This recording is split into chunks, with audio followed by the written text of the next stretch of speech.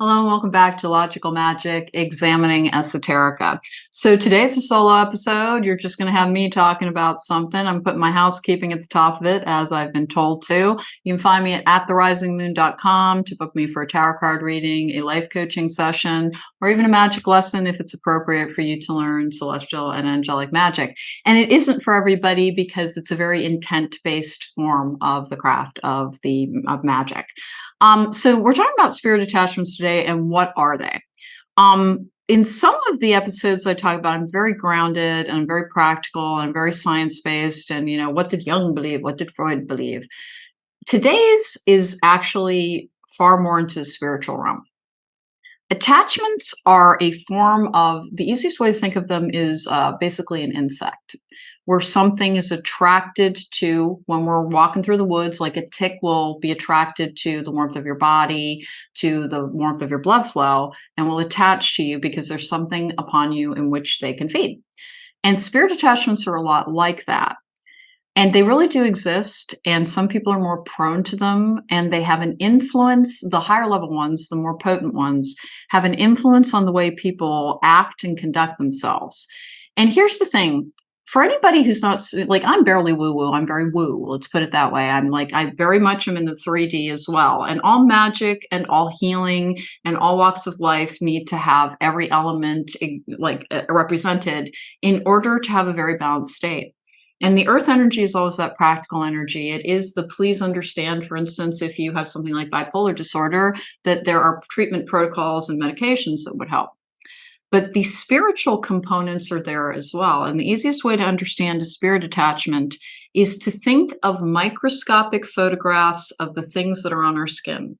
Dust mites. We already know that there are things that are unseen. Think of viruses or bacteria or anything else that is not detected by the human eye, but can still have some form of influence on it. And could there be a scientific explanation behind spirit attachments? Of course there could. Of course there could. And in fact, there very well may be. But when we try and talk about what something is, we all have to admit none of us know for sure. We're just guided through our connection, through our spiritual connection, through our spiritual channel, for answers that will make sense to the people who hear them. Meaning it may not be a literal truth, but it is a way to understand the literal truth.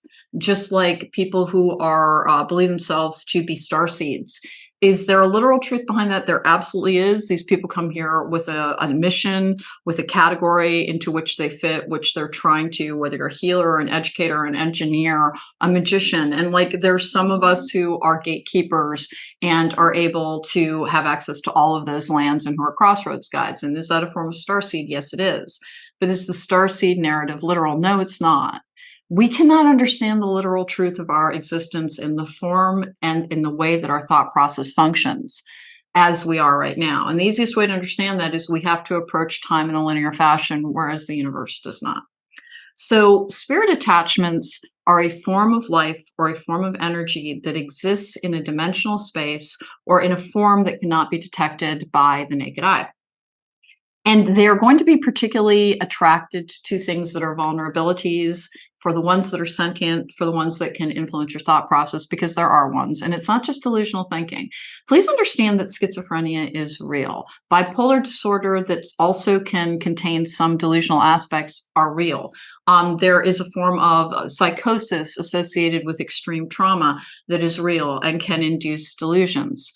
But these are separate from, although related to, the idea of spirit attachments. Meaning if those particular sets of circumstances occur, the spirit attachments will be attracted to that particular individual. And for everybody in the spiritual community, you're more sensitive. You have more open receptors so that you can perceive things with your intuition, essentially, with your guts, with your empathy. And that means that you have bigger energy centers within. The easiest way to think of them is that they're located upon the chakra points. And that if you want to think of the crown chakra as being the one that connects you to the divine, then the most common form of spirit attachment is something that is demonic. And don't think demon from the Bible. Think of something that is the opposite energy that has a vested interest in influencing your thoughts to produce the energy it wishes to feed upon. And from our perspective, in which what we want to accomplish in our lives, that is evil, because it's drawing you away from your soul path into self-destructive behaviors. And that's what demons really do. They are into destructive rather than productive or creative energies. And are they very sinister? Yeah, I remove them all the time. I freaking hate the darn things, but like they're there. And do I have much peril with them? Sometimes I do, sometimes I don't. Sometimes I'm doing things with people to remove things that would never be able to attach easily to me. And sometimes I'm removing something that is from my own generational or ancestral line, which I just did a few weeks ago. And both the client and I suffered. I was attacked by hornets. There was a flea infestation in my home, even though my dogs had never had fleas in 15 years. It took me actually a couple of days to figure out what was going on. A lot of, kind of venomous energy came along with that. And it did work, but it was a bit of a battle because I had a greater affinity for it. So when we're talking about spirit attachments, the easiest way to approach them is to understand that for people who are sensitive, we kind of stand on a knife's edge for our energetic balance, and we have to take good, productive steps to keep that energy in balance, which is the role of exercising and eating properly. It is the role of having a meditative practice to keep you in balance, to try and optimize your energy. It's like tuning up your car every morning. It is important to have something that you can touch base with, and you can have multiple versions of it in order to try and keep yourself in balance. Having said that, whenever you're around other people, we all know the crowd mentality. We've all seen after a big football game or a big soccer game where crowds riot, like joy turns on a knife's edge and becomes a destructive influence. And that is because there is the psychology of crowds. There is a mass psychology that we see it in politics as well, identity politics in particular. And I really urge people, do not surrender your identity to power structures, because they're about maintaining power. And it's not about judging who anybody has or hasn't voted for. Remember, we're all easily programmed. One of the reasons that I have kind of an open energy on that is I came from a part of the country that is very, very red at this particular point in time, but was blue when I was there. And I realized that only the fact that my father died and I left that area likely influenced me to be a completely different person with completely different viewpoints. We are very vested in the idea of never being wrong, and we need to accept that sometimes we're wrong in order to grow. And so please don't enter into any rigid structures. Rigidity is the thing that will attract the worst spirit attachments, the things that try and influence your thought to shut out anything that is not of that extremist viewpoint. It's part of the reason I'm not vegan any longer, and I used to be vegan. Now, it doesn't mean I eat meat. I don't eat meat. I went back to being technically a pescatarian. Technically, I've had a form of seafood once in the last 2 years. But it was about having a more open energy.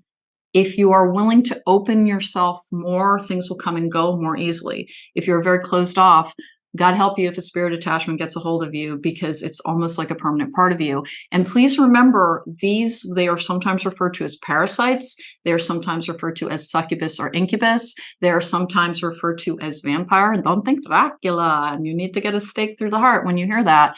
Think something that is taking your life's energy for its benefit and taking that benefit away from you. And this is the very practical way to approach spirit attachments. So the easiest thing to do to try and make sure that you are not going to have these attachments is to remember, we will all change and grow. And every single one of us, that includes me right here in this moment, is wrong about something, because that's how we learn and grow, is that we learn how to expand our viewpoint to take a greater perspective. If you want to be free of these draining forces, learn to take a greater perspective, learn to have less attachment to the idea of being right, and instead have an attachment to the idea of expanding and growing and learning. And that's because if they have a really hard time digging in on something that is not creating that rigid structure by rooting yourself in your beliefs. Be open and be fluid, and that is one of the best ways to begin detaching anything that may have a hold of you. Understand that there is truth in almost everything someone believes, and that it is not, and I'm not talking about racism, and I'm not talking about sexism. I mean, those are obvious societal ills that we are trying to overcome. But rather that people can become very entrenched in believing that their viewpoint is the only correct one. And if you are more open to the idea of Well, what do you think? I'll keep that in mind and I will change and I will grow. That is one of the ways to prevent any form of spirit attachment because it allows you to be in a fluid state. People get spirit attachments when they're in a rigid state. One of the easiest ways to think of that is I see codependency attachments all the time. And it is because, particularly people who identify as women, have been programmed to believe that unless you have somebody who wants you as a man, like a man wants you, then you have less value. And so people crave this validation and this attention, and we're programmed to believe that's part of our self worth. When in fact, one of the most freeing things in the world is to be single and not particularly care, because then your life is your own, your choice is your own, your body is your own, your everything is your own. Your magic is your own, your thoughts are your own, your power is your own, your energy is your own. That's another way to avoid spirit attachment is to truly be an independent thinker and to understand that it's wonderful to have love, but that the right love is not something that you have to blind yourself to faults in the other person for. The right love is not something that you sit around and crave. You're loving the life that you're in, and then somebody joins you in that energy, and you have an even better experience, a more expansive one. That one of the things that will help with spirit attachment is it's called releasing attachment to outcomes, is allowing what is meant to you to come to you when it is time to come to you and trying to enjoy the experience that you have to the best degree that you possibly can. Now, these are all very like behaviorist things. What do? You keep an open mind. You listen to other people. You accept that if you happen to be wrong about something, that is not a character flaw. It doesn't mean that you're stupid. It doesn't mean that you're limited. It means that there is more to a situation and another viewpoint that you can consider.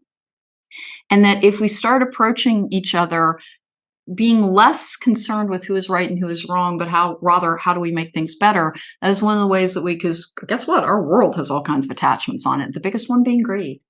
Unfortunately, we have created a society and created a world that is very much need based, meaning that you have to live in fear if you don't have enough money.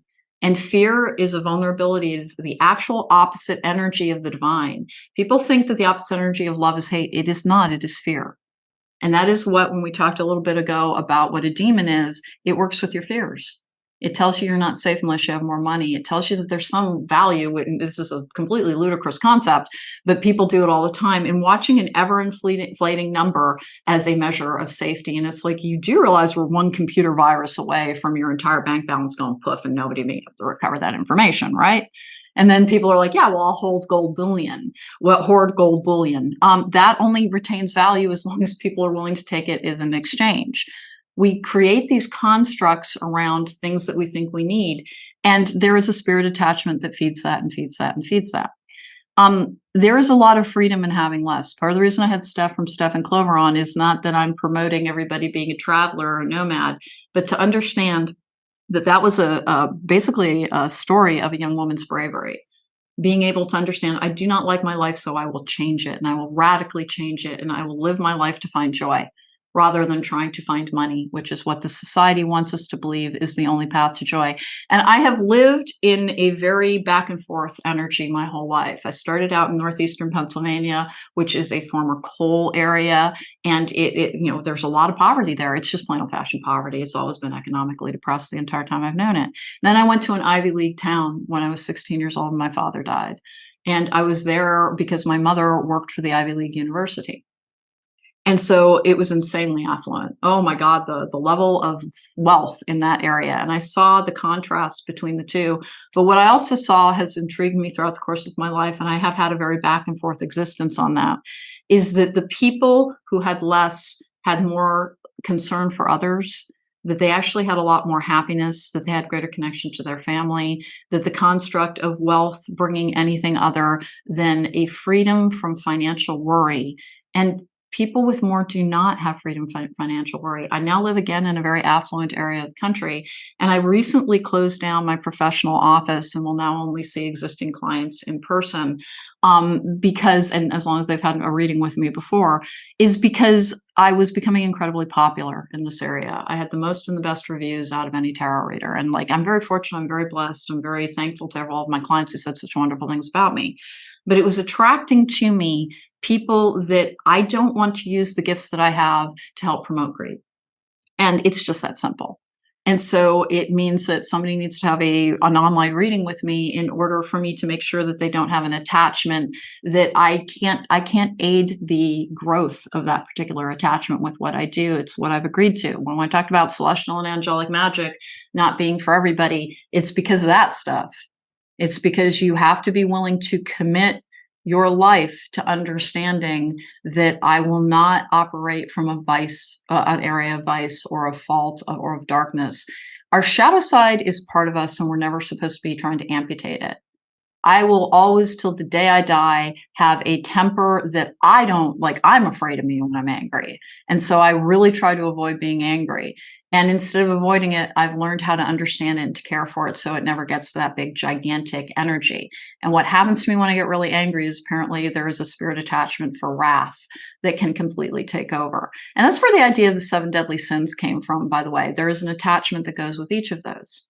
Now, there are steps you can take because we all have attachments, by the way. If you're in the physical world, you have attachments. It's not about your character. It's not about strength of will. It is that if you have more power, if you have more energy, more will be attracted to you as a food source in this interdimensional space that really does exist. And that's MIT stuff.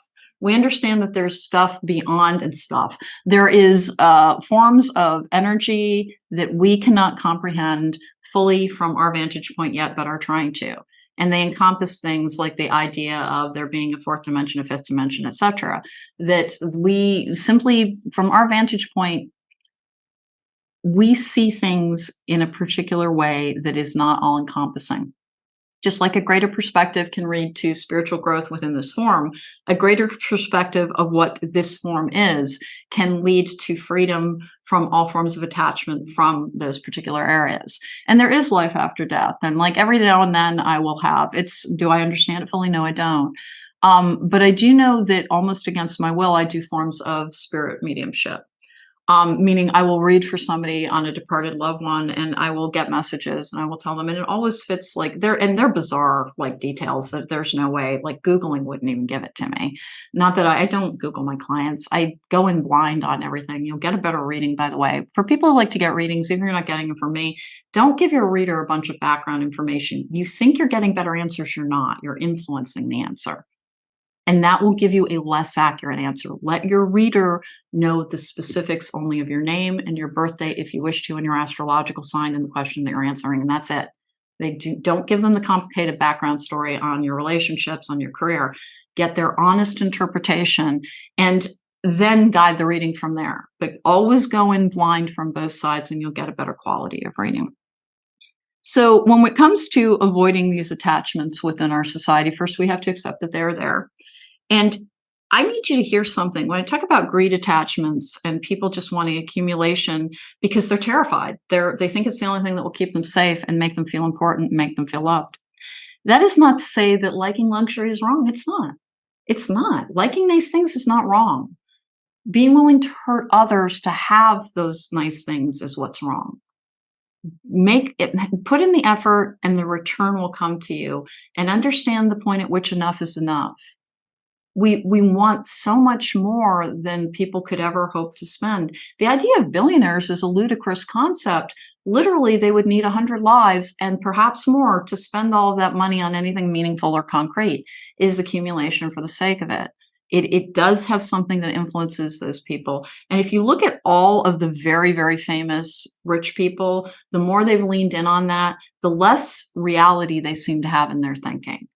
They seem to see other people almost as fictional constructs within their world, and they toy with things because they've lost any sense of purpose. And that's really what you need to understand. Money is a tool. It is not an end goal.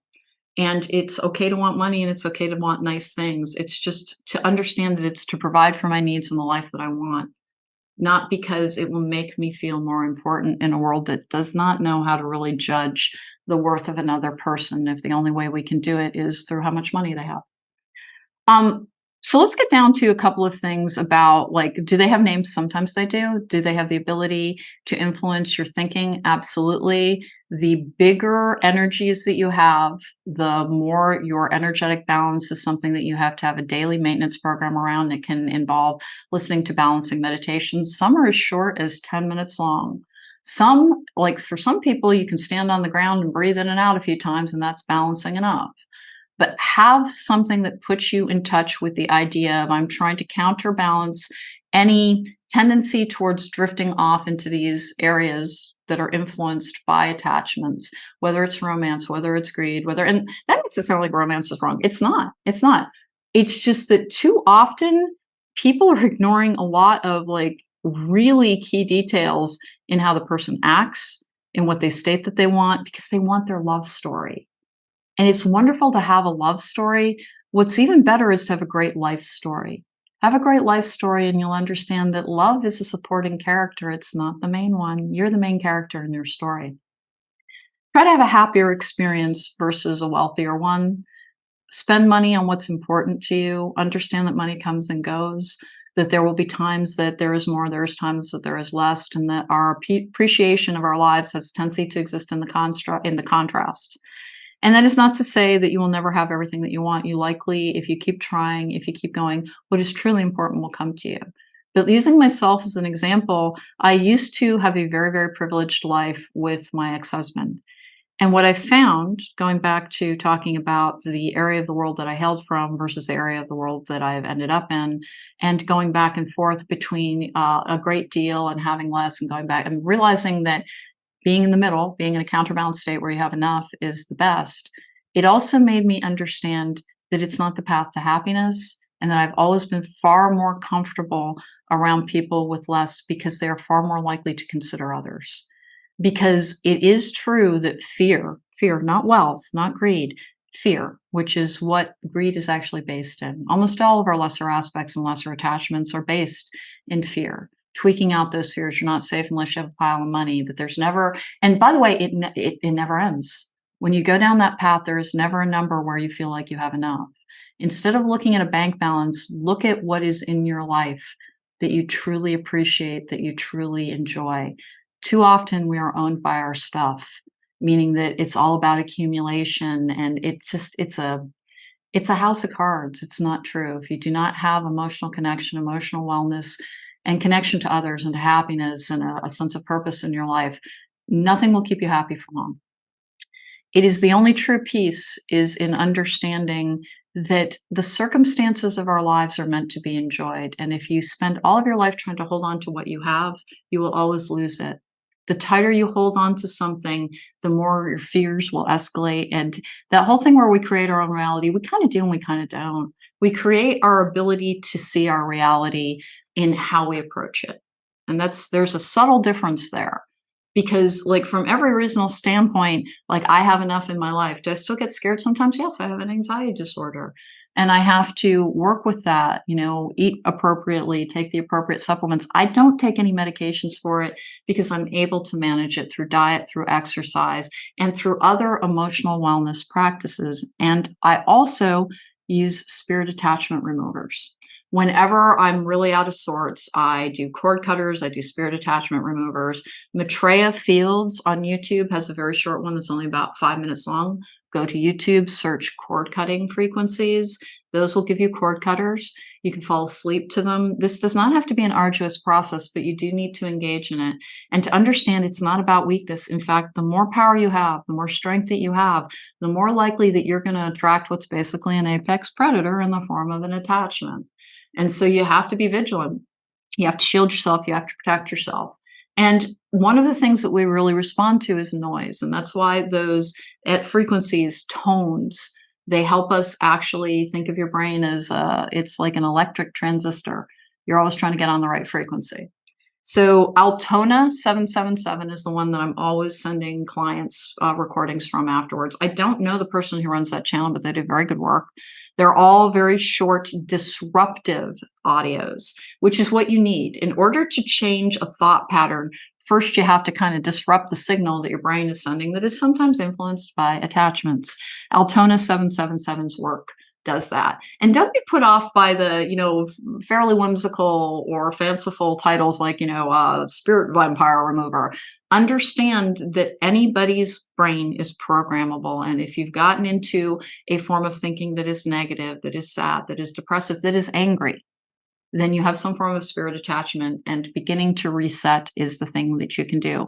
And in mood management techniques for people who are prone to disassociation or being triggered, they often have what do you do to reset?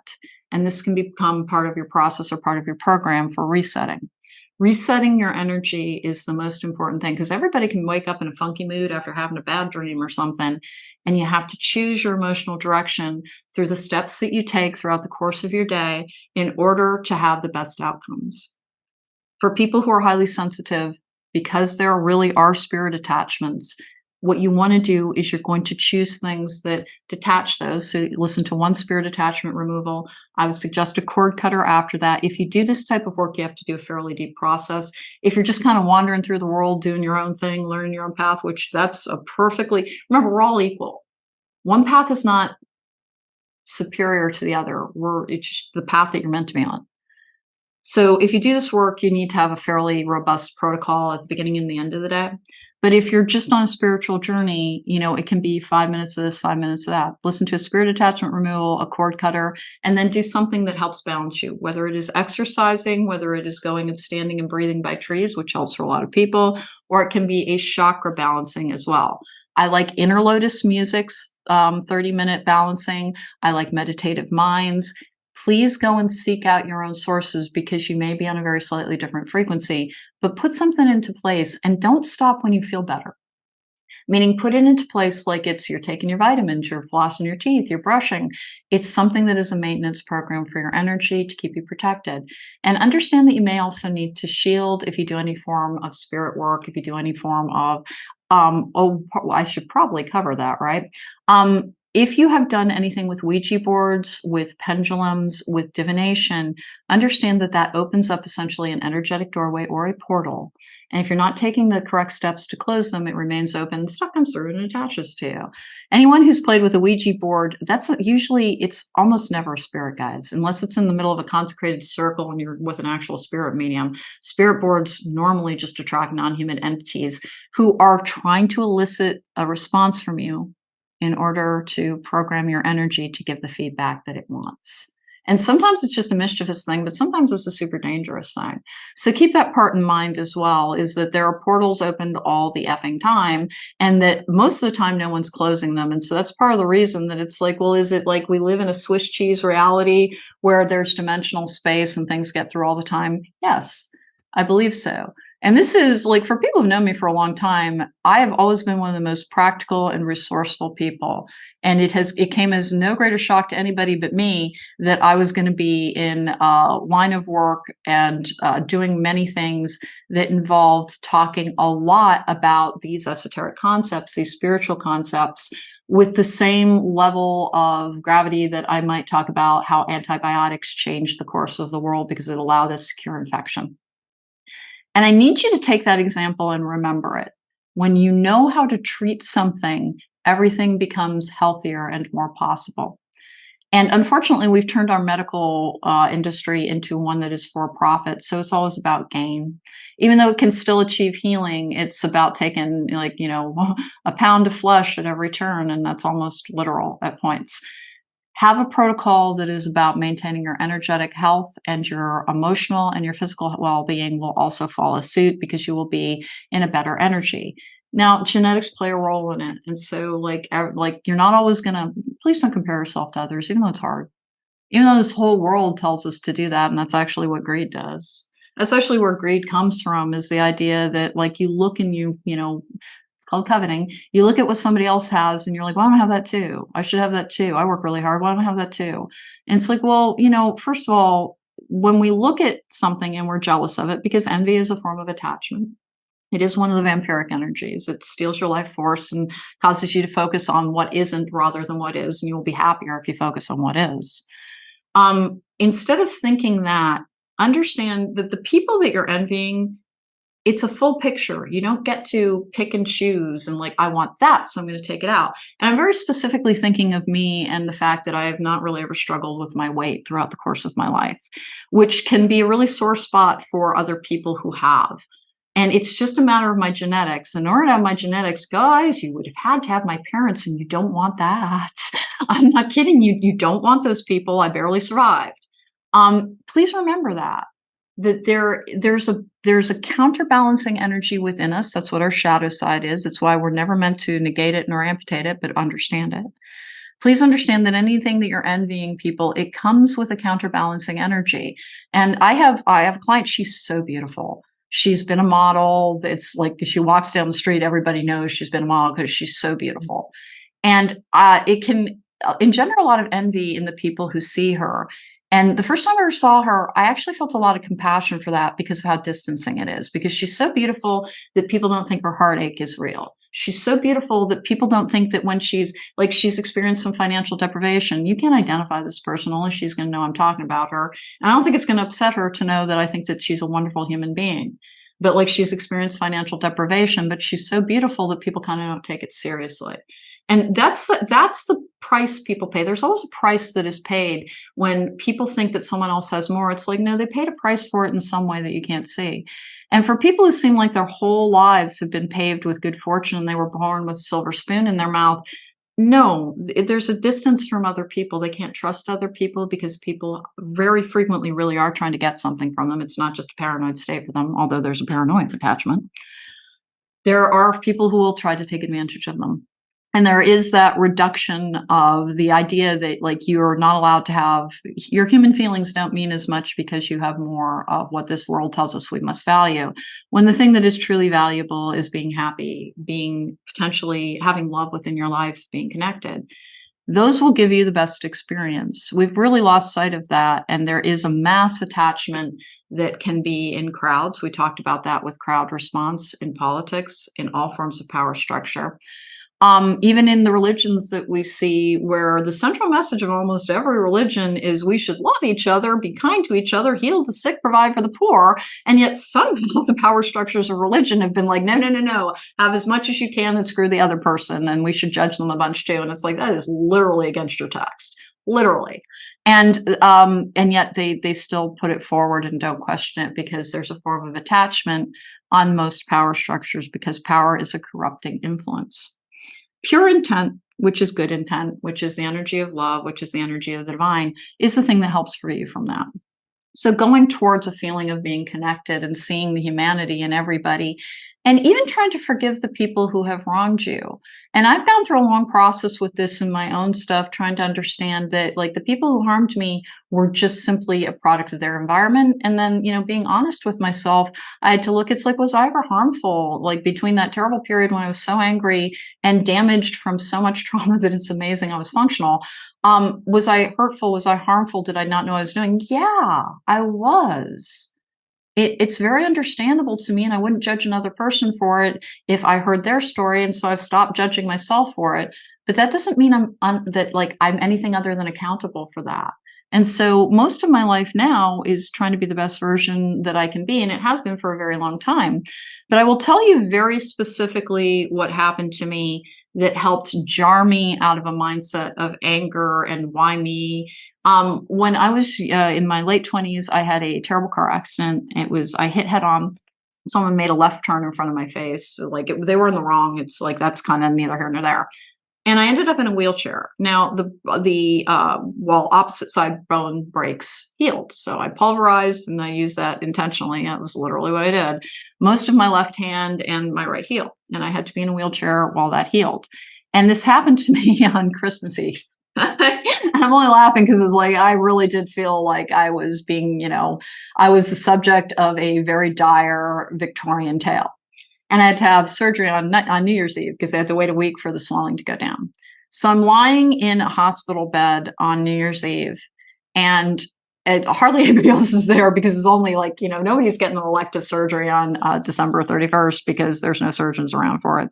It was only the on-call emergency orthopedists that were there, and I had a great surgeon. But anyway, I'm lying in this bed, just feeling incredibly afflicted because I had not had an easy life up until that point. In fact, I had a very, very difficult life from my perspective. And I just was asking the divine, like, why do you hate me? What did I ever do? Man, all I ever try to do is try to be a better person, trying to heal my stuff, trying to make sure other people don't suffer for it. Why do you hate my ass? And I heard down the hall a man swearing, just swearing his head off. And it was irksome. I'm going to be honest. It was irritating that it was like, I'm in the middle of having a self-pitying fit. How dare you be cursing a blue streak? 20 minutes later, the nurse comes in. This guy has finally shut up. And she walks in. And please remember, I was like 27 years old. And I was like, what's his problem?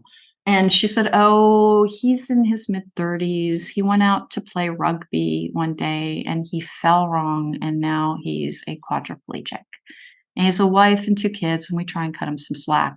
And a colder dose of reality could not have hit me more directly than if it had been in a bucket of ice cold water. Because it was like, oh my God, I hit head on. I should have broken my neck because my car did not have airbags. It was a Honda Civic and it did not have an airbag. They're all standard now. It wasn't at that time. And I realized I didn't break the skin anywhere on my body. In fact, as I was being wheeled in, a nurse was like, nothing happened to your face. You're still pretty. And at the time, I was like, really like, Jesus, that's what's important to you. But it is important. Not having my face go through a windshield was an important thing in my life. And I, by the way, know somebody whose face was permanently disfigured by a car accident in which their neck was broken. And I had known them. I wouldn't know them until a couple of years later, but I did have a case in point. And that's when I realized, oh my God, I'm so lucky. Something protected me so much, even though it was a really serious crash. I only hurt my left hand. I only hurt my right heel. I didn't have secondary breaks up and down my leg, which they were shocked about. They were like, you should have dislocated your hip. Because I was trying to brake as hard as I could. I thought through sheer strength of will, I could stop a Honda Civic. And I suffered the damage from that, and I needed reconstructive surgery. And for about 10 years, 15 years after that, every step I took actually hurt. But it stopped hurting because I kept working on it. But it was that change in perspective that was key to releasing that feeling of anger, was understanding that it's like, yeah, I had a really crappy childhood, but so do a lot of people. In fact, there are people who have much worse childhoods, and I've met them. That my level of woe, my tale of woe, is also a triumphant story because I was given everything you could possibly ever need to overcome that, including like the parents that damaged me so much are also the people who are in charge of like, imparting their intellect to me. And they were both very, very, very, very bright people. My grandmother, who set the house on fire with me in it, was one of the strongest willed people. She was actually described as the most responsible drunk anybody had ever met. And that is true. She had tremendous willpower. She was also incredibly codependent. And when we get back to talking about spirit attachments, please understand, if you want to know what your spirit attachments are, look at your family history. That there is something that will be taking the power of the people involved. And in my family, it was a propensity to pick the wrong partners by not a little, but a lot. A lot. My grandmother was I think, very bright and funny and vibrant person when she was in college and she met my grandfather. It was only through a long process that I began to understand it's like, well, something normalized violence in all of these people's lives. It means that they came from violence. We do what we saw unless we break the patterns and learn new things. And so there was a lot of wrath. There was a lot of envy. The spirit attachment or the demon that I removed for a client that resulted in the hornets and the fleas and the blah, blah, blah. That person's family is from Scotland, and my mother is actually from Scotland. So is my brother. It's a long story. He's my half brother. It's a long story. So there's any area of concentration will have a bigger and a bigger attachment, something that is really, really capable of influencing people's fears. And that's where that came from, was like literally, particularly during the Victorian era, people in both Ireland and Scotland, the crown like basically did not provide for them on any level and watched sometimes people dying in droves. And they were considered a lesser form of life to the English. And this is not to insult anybody who is from the UK. We've all done this. Like in the United States, like let's not talk too deeply about what we have done to the indigenous people. It's appalling. It's appalling. We literally gave out smallpox infested blankets. We attempted genocide against tribes. And that is our legacy, and it's something that we can't run away from. And if we try to, it's still going to be the truth of the matter. And this is where the spirit attachments start coming in, because they often will try and get you to focus not on what can I do to make the situation better, but that feeling of guilt. There's a shame attachment as well. And trying to release shame and guilt as being the least productive energies is another thing, because there's also a logical component to this, is understanding, examine how you feel about your life, and you will be able to find where your spirit attachments are. There is a process. I've already outlined it for spirit attachment removal. If you're somebody who's like, listen, that's just a little too woo-woo for me. How could I do this? Look at your family history. Look at any repeating patterns around divorce, around alcoholism, about drug addiction, around incarceration, around poverty. And there will be a spirit attachment, and you will have to be aware within yourself that it's like, am I focusing too much on money? Is it making me unhappy? Is it my sole focus? That's a greed attachment. And what do you do with that? You talk to yourself appropriately about it, understanding that safety is an illusion. It's a story that we tell ourselves. If I have this much money in the bank, that makes 5 years from now safe. And it's like, I don't know if you've noticed, but the world is teeter-tottering around on the brink of a collapse when it comes to the environment. And no matter what you think caused it, this is where people start throwing up their walls to protect these attachments, and they don't realize it. Release the idea that you need to know the origin of it for it to be true. It's true. And whether you believe it came from, as I do, which is man-made emissions, or you believe that it's just part of a natural process, in order for us to thrive, we need to combat it in the ways that we can. And if we start working together, it will get better.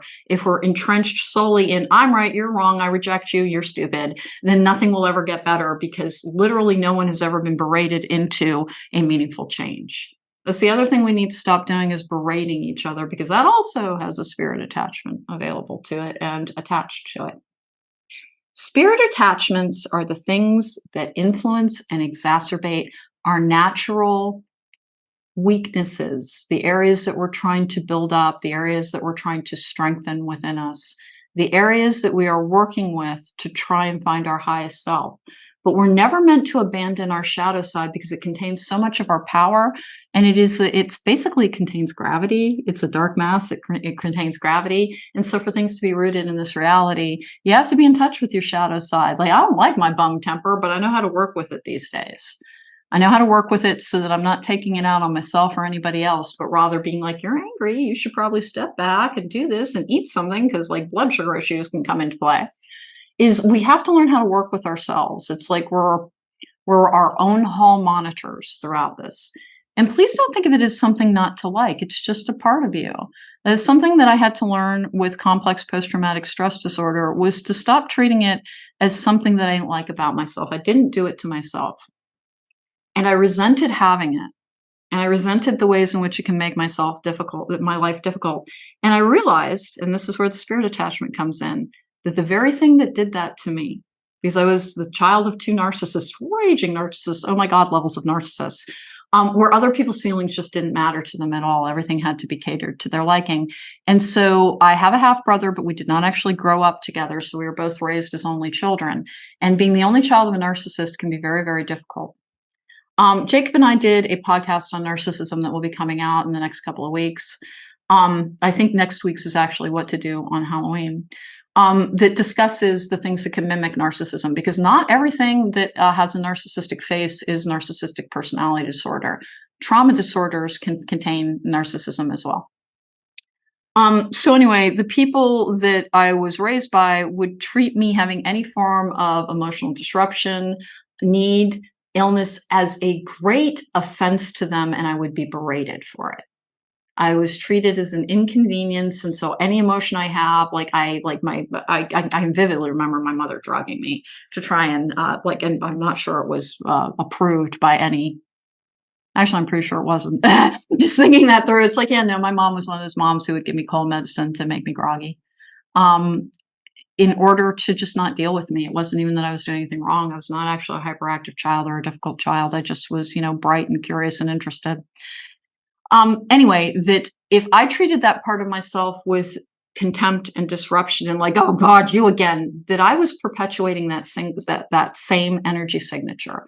And that's where spirit attachments come in as well. There's a repeating energy signature in these cyclical patterns that also indicate generational curses.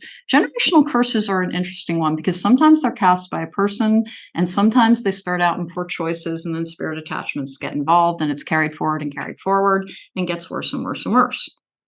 I'm going to talk to you a little bit about addiction where it comes to substance abuse disorder and trauma and how many people in our particular society engage in this. And I've been guilty of it myself. It took me a long time to understand it. Was that I am not an addict, but I have had instances where I was very clearly abusing substances to get away from my feelings. And that's what substance abuse disorder is. And that is the thing to recognize in your own substance use. Are you using it to treat your feelings?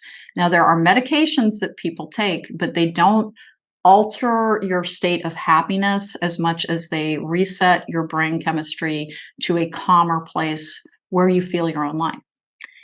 Be aware of that because many people who fight against the idea that they're addicts actually have substance abuse disorder in which they're trying to get away from their feelings because much like me, they grew up in an atmosphere where they were taught to repress them as inconvenient things rather than to understand them as the things that will actually fuel your happiness because that's the truth of the matter.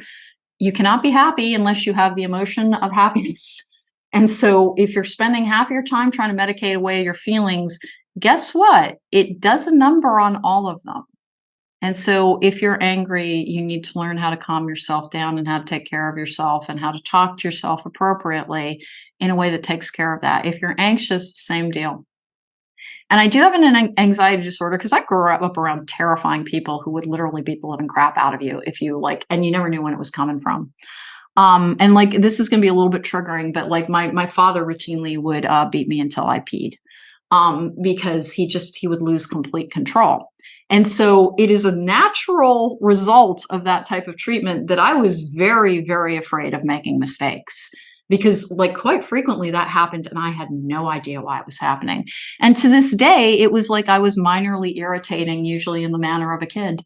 And he would just lose his absolute crap on me. He was a very, very violent person. And why did that happen to him? Because we're talking about generational curses and spirit attachments, because my grandmother was exceptionally codependent and she had addiction issues. And when she met my grandfather, there's something in my grandmother's backstory that I haven't discussed a lot because I will never take a DNA test because the very last thing I need is more relatives. Because I don't have contact with my family because unfortunately most of them have not chosen to heal. But just as there is a cover story around my father having been conceived before marriage, because my grandmother had this very elaborate story about how he was born a 6-month premature person. My father was older when I was born. My father was born in 1929. He did not survive as a 6-month preemie. That was not going to be happening. But she had a very detailed story that I now understand is not even humanly possible in how preemies represent. It was very important to her that people not know that they had gotten married, eloped, because she had gotten pregnant. I believe she likely got pregnant or didn't try to not get pregnant because my grandfather's family did not particularly approve of her because there's a very suspect story within her life that seems to be covering for something, which is that my great-grandmother, the story is that she had scarlet fever and that all of her hair fell out and it came back very curly afterwards, very dark and curly. And I have very dark eyes and I have very dark hair naturally, but I have just incredibly fair skin because of the Celtic side of my family. And I don't know what that means on my great-grandmother's side because, like I said, I have not taken a DNA test. But I know that there were suspicions about the quality of the family that she came from my grandfather's family's perspective because they were very blue-blooded New Englanders like Dartmouth and Ivy League educated people. And my grandmother was from the South and from a very little podunk town in the South.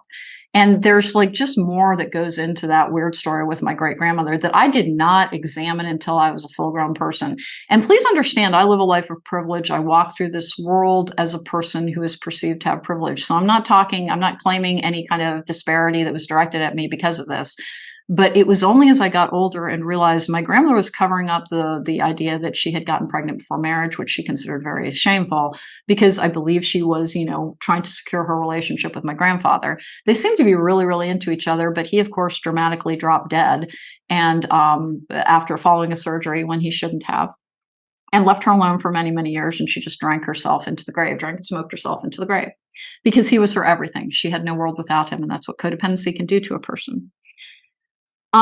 But that she may have felt backed into a corner because she loved him very, very dearly, and his family was not going to be on board with him marrying her because they were very blue-blooded, and she was not, regardless of whatever that story about my great-grandmother means or doesn't mean. There's a couple of things on that side of the family that I grew to understand as I got older, that they were cover stories for things that it's like, oh, it's to make you more socially acceptable. So what were you trying to cover? I don't know fully to this day. And it's something I've decided not to pursue because, like, usually I'm dealing with enough stuff. I'm dealing with other people's stuff. I'm dealing with stuff. It does not have a great impact on my life other than helping me understand the things that carried forward, which is that being made to feel not good enough was a big part of what went into my grandmother's life. And that it did a great number on her self-esteem.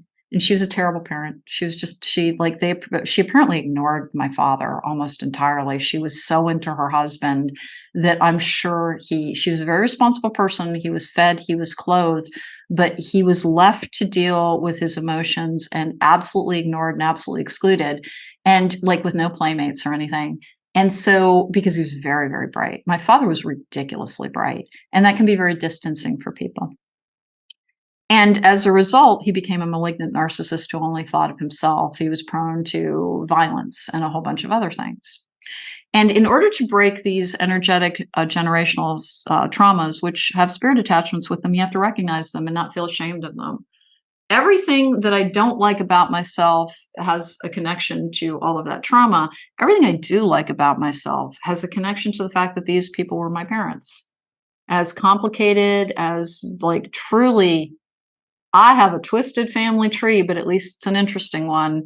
All of those people were really high achievers in so many different ways, and all managed to rise above their own circumstances, but struggled tremendously with their lesser nature. And there's a repeating signature around, particularly people in codependent relationships. One of the partners being, like, suddenly essentially killed. My other grandfather, the one that didn't die after surgery, was actually run over in the street running to catch a bus in Edinburgh. He died in Scotland. And he was a very vital man, and, like, literally, like, struck down, literally died then. And my grandmother proceeded to spend 40 years of her life alone after that. And that was a common repeating signature. And I am currently single and do not plan on having a partner unless I meet the right person. And I'm not seeking it out because I just want to have my own happy life. I had a very, very unhappy marriage in which I felt very trapped for about 10 years. And I'm just enjoying living my own life on my own terms and not, trying to secure anything in terms of my physical safety. And I did so much of that for my son, and I have literally no shame around it. I think it was it paid off well for him. It paid off well for him. It cost me a great deal, but I'm still glad I did it. It cost me a lot of personal happiness, and therefore I do not view romantic relationships as something that I'm interested in pursuing because they haven't worked out so well for me. Like, when I was a very traumatized person, I made poor choices, and then I made a choice based on security, and I got the emotional payoff on that so often comes when you choose for security. So the difference being, it's like, well, aren't you setting yourself up to spend decades alone at the end of your life as well? It's different because they weren't happy. They weren't embracing their life. They felt like a limb had been taken away from them, and they just mourned and missed, and it was still very codependent beyond death. And for me, I'm just perfectly happy by myself and trying to live in my own power and achieve the things that I want to do within this lifetime, which one of those things has to do with spirit attachments and helping people understand that there are things that influence your thinking, and to not dislike it, to understand that it's like, well, that's not really me. That is part of a shadow side that is coming in there's an attachment that is influencing this vulnerability that we all have, because it's a vulnerability.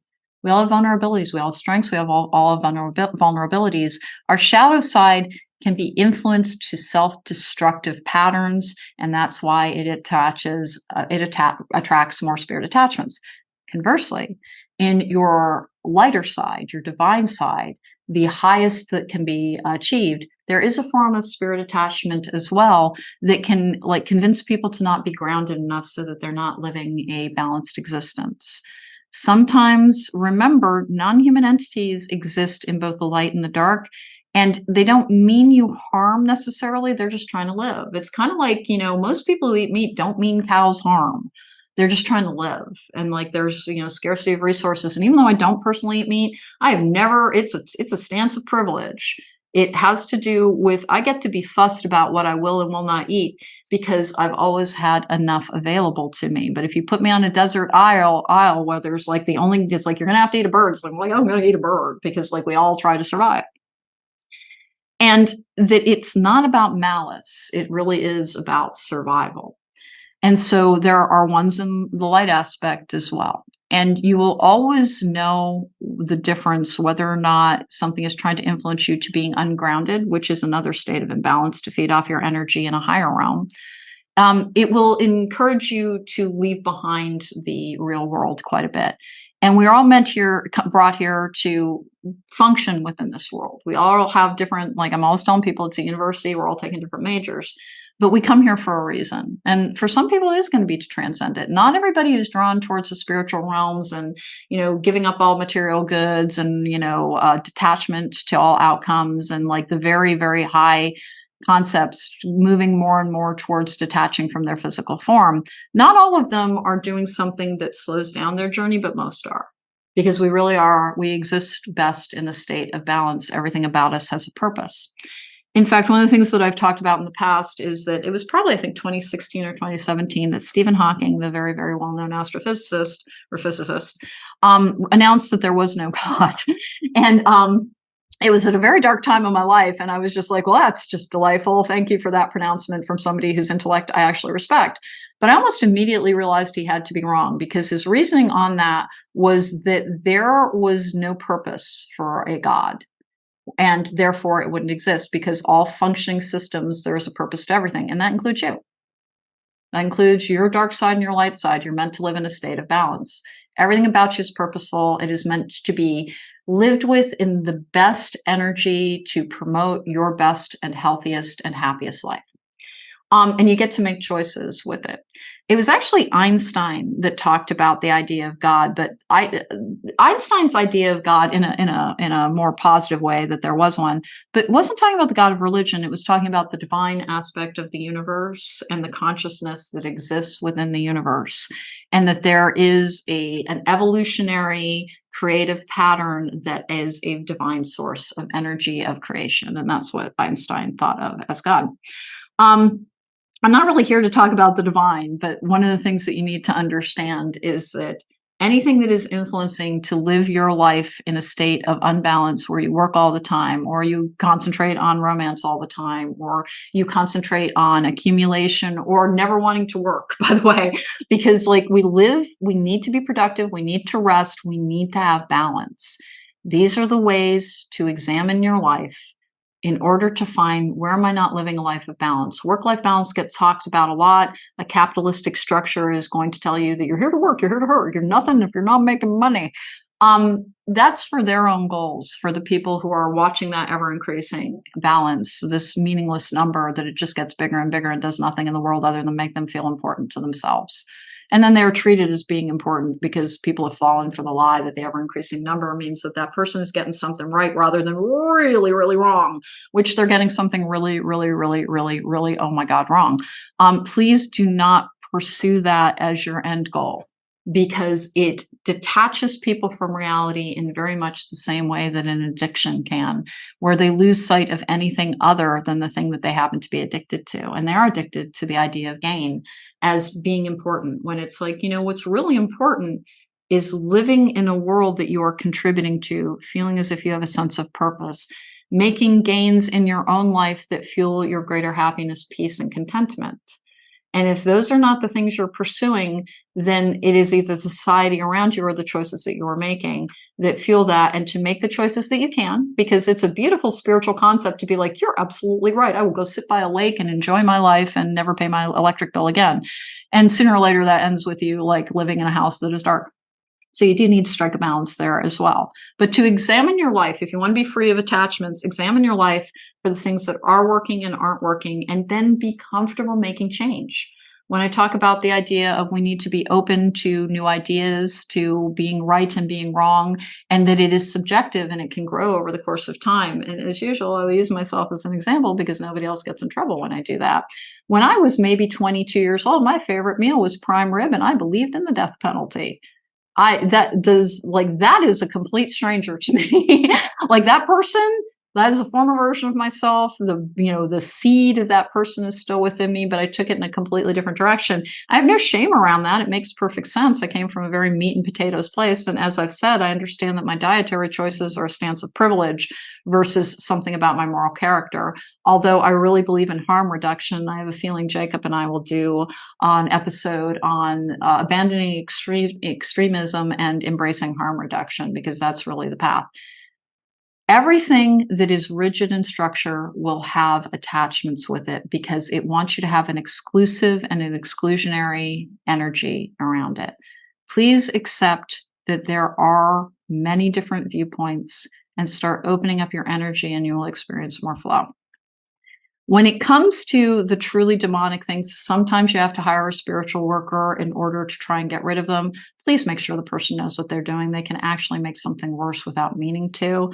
And it is a calling that only people who are willing to largely renounce most of the material gains in this world, they just want a comfortable existence. You'll be able to tell. You'll be able to tell whether or not somebody truly has pure intent in it. And it doesn't mean they'll work for free, because unfortunately an energy exchange is important.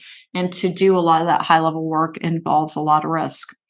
But it does mean that they have to have good intent in order to combat something that means you ill, because there has to be a counterbalancing energy. So this is ranged all over the place. And do some of these spirit attachments have name? Yes. What are they more likely to be attracted to, and how can you find out whether or not you have them? Most readers will be able to figure out whether or not you have a spirit attachment. If you are too focused on any area of your life you have an attachment, try to resolve it. If you have a trauma disorder, understand that because you have bigger energies, and that's always going to be a bigger meal for these things that want to feed off of them, you have attachments and you need to learn how to resolve them. It is not about weakness. It doesn't mean that you're not strong enough to fight them off. I'm telling you, almost everybody has some form of them, and they just need to learn how to work with them. And that extremism in any form, in any direction, is the thing that feeds them the most. So examine your life for the ways in which you need to be more fluid and more open-minded as well, because that helps release things as well. You will have things to different degrees. One of the easiest ways to start releasing spirit attachments is, it's okay if I'm wrong. Just saying that sentence, it's okay if I'm wrong. It just means I have something to learn. People get very threatened about their self-worth around the idea of being right or wrong, and it's really just about perspective and gaining more information sometimes, or seeing how somebody else might have come to feel that way. And understanding that they can be very entrenched in the idea of right and wrong.